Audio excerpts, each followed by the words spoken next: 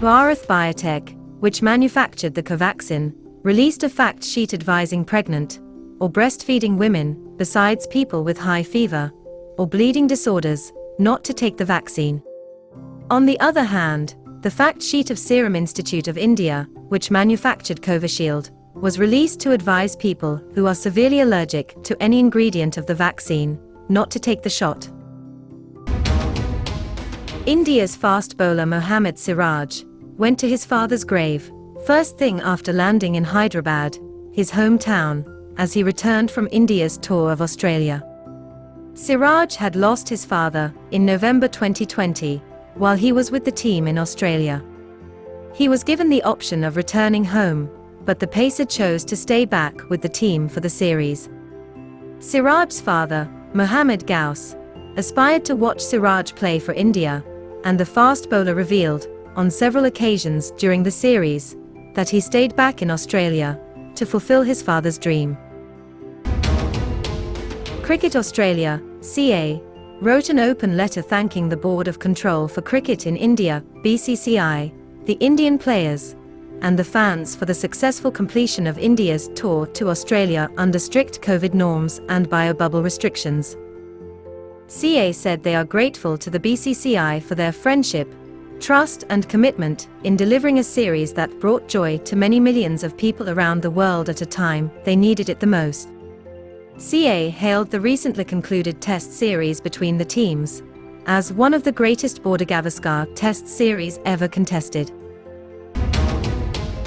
World is family, says Rajnath Singh, as India begins COVID-19 vaccine export. Prime Minister Narendra Modi has branded the COVID-19 vaccine export move as VaccineMaitri. Bhutan, the Maldives, and Bangladesh are among the first countries in the neighborhood to receive COVID-19 vaccines from India as assistance. The Union Minister also lauded the contribution of scientists who helped in developing the COVID-19 vaccines in the country within the short span of less than a year. Google said it will disable its search function in Australia if the government proceeds with a media code that would force it and Facebook Inc. to pay local media companies for sharing their content.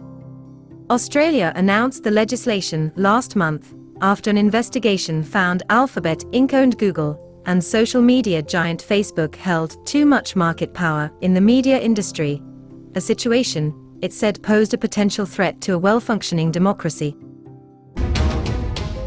Tesla chief and billionaire entrepreneur Elon Musk promised a $100 million prize for the development of the best technology to capture carbon dioxide emissions.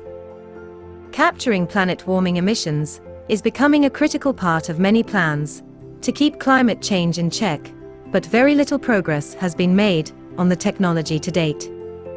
With efforts focused on cutting emissions rather than taking carbon out of the air. India's Technology Ministry has asked WhatsApp to withdraw changes to its privacy policy, the messaging platform announced earlier this month, saying the new terms take away choice from Indian users. The demand creates a new headache for WhatsApp and its US parent Facebook, which have placed big bets on the South Asian nation to expand their payments and other businesses. The proposed changes raise grave concerns regarding the implications for the choice and autonomy of Indian citizens, the Ministry of Electronics and Information Technology wrote in an email to WhatsApp boss. China's economy picks up speed in Q4, ends 2020 in solid shape after COVID shock. The world's second-largest economy has surprised many with the speed of its recovery from the coronavirus jolt. Beijing's strict virus curbs enabled it to largely contain the COVID-19 outbreak much quicker than most countries, while government-led policy stimulus and local manufacturers stepping up production to supply goods to many countries crippled by the pandemic have also helped fire up momentum.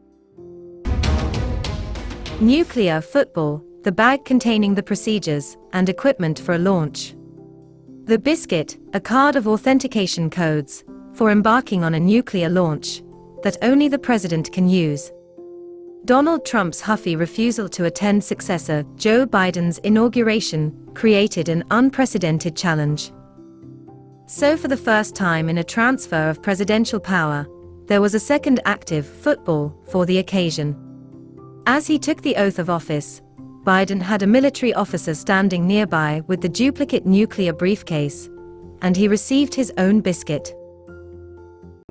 If you like our contents, please hit the bell icon and subscribe to our channel.